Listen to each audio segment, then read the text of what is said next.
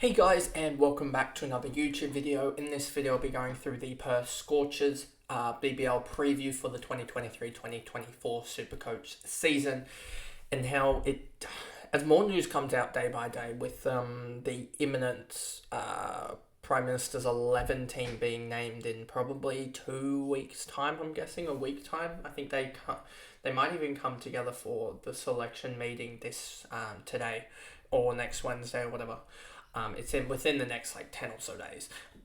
So we'll know that team in that squad at least, and there is a very high likelihood that it will cause absolute chaos, as there's quite a few Brisbane Heat players that are going to be selected, most likely. That being Michael Nisa and also Matt Renshaw, possibly. But then you've also got a lot of the Perth guys. I mean, Hardy's coming back from injury, but he's most likely going to get selected, in my opinion. You have other guys here like Ashton Agar probably going to get selected. I mean, and then you probably even have Sam Whiteman going to get selected in that game as well. So there's just so many players that are going to get selected. That pretty much means that we're going to be down to the bare bones for squads. And it's really going to get interesting. Before we get into this video though, remember to like and subscribe, turn the notification bell on so you know when I upload, and let's get into this review. I guess a preview actually, but anyway, the first up is Jai Richardson, and with him, I'm pretty sure he's still under injury clouds, so I wouldn't be going for him at 247k. I just think that is way overpriced. For him, I know that he does take a mountain of wickets. I mean, look at here. 2022-2023, he took 15 wickets in 7 games, which is just ridiculous, and provided 38 runs with the bat, and 15 wickets, 30 points in wicket bonuses. He even got 2 maidens somehow, and 82 dot balls, which is around about 12 a game, which is a ridiculous high. I mean, we've seen dot ball specialists in the previous recap go at about 8 or 9 dots, so for him to be getting 12 is ridiculous. Very few extras. And then economy rate bonus 65 in 7 games. That's almost 10 a game. And then 2 catches as well. It's just a matter of, can he be fit enough to actually play the games? And I don't know about his fitness as of yet. I'll get back to you when I know of that. But yeah, I do think there might be some value. I just don't think there is value yet with him. If we look at 2024... and we look at his actual fixtures, has the double, single, 2 buys, and then double. I think round 6 is when you purchase these Perth players. Like you just see here, that is a ridiculous run of games. So I'm looking at that and thinking this is the perfect time to get him. Skip over this round 1 buy. He may go up in price there, but I think he'll be right around this Adelaide game. Has 2 Adelaide games where he does really well in, and then has Sydney Thunder and Brisbane in a double, then Brisbane and Sydney Sixers. A surprise, the Perth only plays Sydney Sixers once, given the rivalry there. But anyway, I think that is definitely an option. Then you have Mitchell Marsh, and the only thing that's going to suck with him is the most likely going to be with the test squad, as it's basically between him and Cam Green for that last spot. I think right now it's probably Mitch Marsh, but I wouldn't be surprised if it turns into a Cam Green spot. But yeah, Mitch Marsh will be very valuable because he's already back bowling, it seems, especially on the international stage. And we've seen his stats with the bat. Didn't play all of last year because of test duties, but the year before that, 637 in 6 games is just absolutely ridiculous. Somehow the season rank of... I wonder if that is total points scored that the season rank is on, or whether that's average, because I'm pretty sure that would be the highest average out of anyone. I don't think anyone's going above 100. I mean, you have here 25 runs with the bat, and he got 10 strike rate bonus, a wicket, 11 dots. You know, there's just some ridiculous scoring here. This one here, 100 with the bat, I'm pretty sure.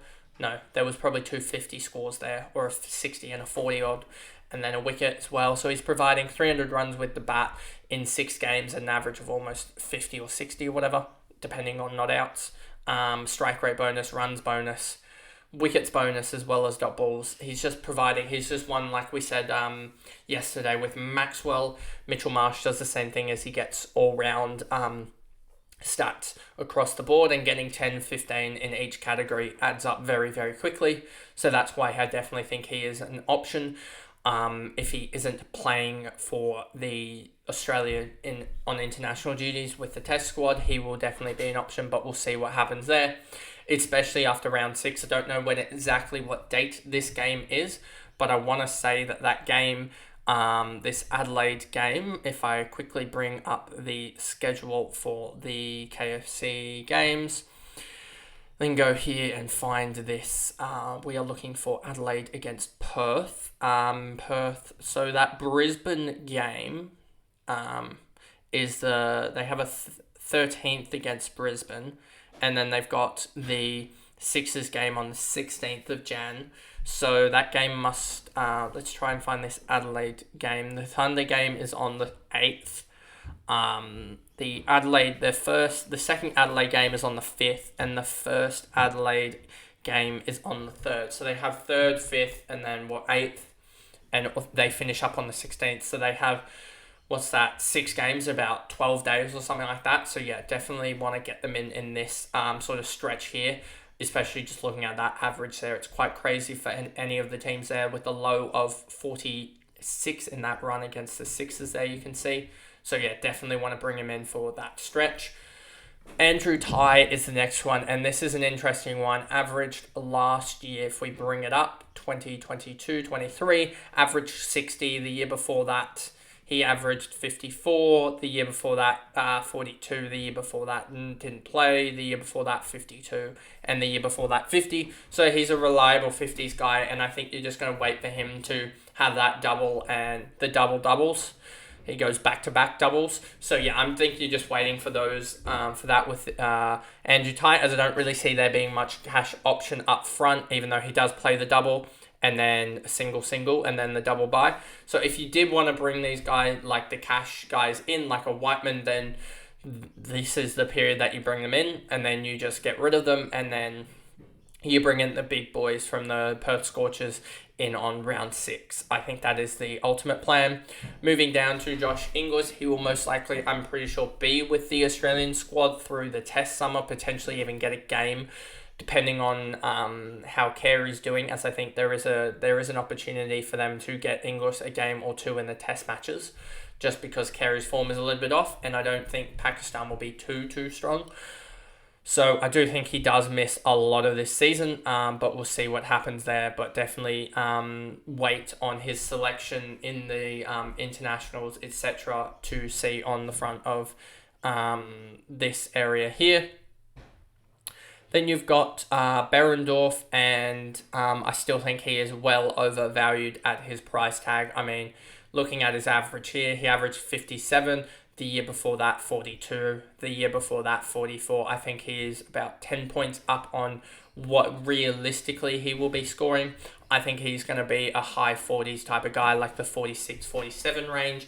And I don't think he'll repeat the 57 that we saw in 2022-23, where he added 17 wickets, 133 dot balls in 12 games played. That's 11 a game, basically, as well as 105 in economy rate bonus. That's almost 8 or so a game. And then you've got catches, as well as he got involved in 3 runouts to get him 60 points. That 60 points has sort of burned him. Getting involved in those runouts has made him it's probably made him a good 15k more expensive than he would be if he wasn't involved in that. And then at 162k, you might see some value there, but I guess it's not really that valuable in my opinion. Anyway, moving on. Next one is Lance Morris, and he is valued at 157 going into the year, and that would put him, I'm guessing, around 52 average. Nope, 72 average from 4 games, 19 average the year before, 2 average the year before that, 8 the year before that, and not played in the last year. So I'm wondering why he's got so much, and I know that he is just express pace, so he's just blown teams apart with 9 wickets in 4 games. But do I really see there being too much value? I think he is well overpriced at the moment, and you'll see that in the 2022-2023, he went from min price all the way up to 143k, which just shows that, especially for the likes of Whiteman, who is going to be the same price schedule, at 62.5k, that there is a method for these guys to go up in price. I mean, he went up 80k in 4 games, admittedly, and he didn't even start that well. He got a 47, a 69, a 74, and a 100 in 3 rounds. Can Whiteman get off to a good start in the same equivalent 4-game span and get up towards that, if Whiteman even gets up to 100, 120k in that time, let alone 140k, it would be ridiculous, but that is sort of hoping. But I just don't see there being too much value with Morris, and especially because he is a potential to be included in the test squad depending on fitness. He could be one that also does start in the Prime Minister's 11 game depending on announcements there. So he could be a worry. Moving on to Matt Kelly, and I believe quickly on that he does have injury concerns. I just need to double check that. Let me go to the good old Twitter for that. Here we go, top. He has a calf injury, and he only started bowling again in the last week. He's had his 3rd bowl on Monday. So he's not really coming into the season with too much under his belt. So I would potentially be inclined to think that he's potentially going to have rest games as well as he tries to pick up the load, as I don't know if he'll have necessarily the full load by then in comparison to like Morris, Berendorf, Hardy, Andrew Tye. They've got a massive workload of pace bowlers that basically I think he will potentially not play all the games. He will potentially, and that's just not what you can do in a Supercoach team, is have guys that are going to miss games in such a shortened season. You need every guy. You can't have selection issues. So I think that is one of the reasons why Kelly is going to be a miss for me. If we look at his 2022-2023 campaign, 330 points at an average of 47 in 7 games. Look at the year before that, 6 games for a 69.5, as he had, I'm guessing like 2 runs with the bat, 14 wickets in 6 games is a ridiculous output again. 57 dot balls in 6 games is 9 a game. And then the economy rating catches the year before that, if I actually get to the year before, didn't play. And then the year before that, 365 in 9 games, an average of 40. And finally, the year before that, 8 games, 57 average with, but that average would be inflated by, I believe, 5 points per wicket. And if he took 12 wickets, or what would he take? 11 wickets in 8 games. That's roughly 7 points on average per game that he's been inflated by with the old pricing or scoring mechanisms that they had in place. So that really is a 50 average that he had in 2018-19. So that's a little bit, so he potentially, if he gets back to his best, he has a potential to be a 52-53 guy, I think, but I don't think he will get the regular game time, and that's just too much of a risk. Zach Crawley out for the start of the season. Look at him in round 6, 7, 8, and then probably have to trade him out because I believe he leaves the tournament early. But will be a miss for the first half of the year, as he has England duties, as we discussed yesterday with Rian Ahmed, and also I forgot who it was directly that was involved as well, but it was Rian Ahmed. There wasn't any James Vince from memory, and there was someone else that that had to miss out. I'm just trying to bring up the what it was and who it was. Let me bring it up here quickly. So let's bring up the squad, as there was someone else from the BBL that I know missed out on the early half of the season because they weren't because they were selected in the side. So you've got, can't see it. Oh yeah, it was Harry Brook. That's who it was. Harry Brook was obviously named in the both squads, so he'll be out. They'll be out until basically Christmas. I don't see them coming back until the sort of Boxing Day sort of games, as it's the 21st in the Caribbean, which is effectively the 22nd over here. takes a day off, then flies, which would be the 24th.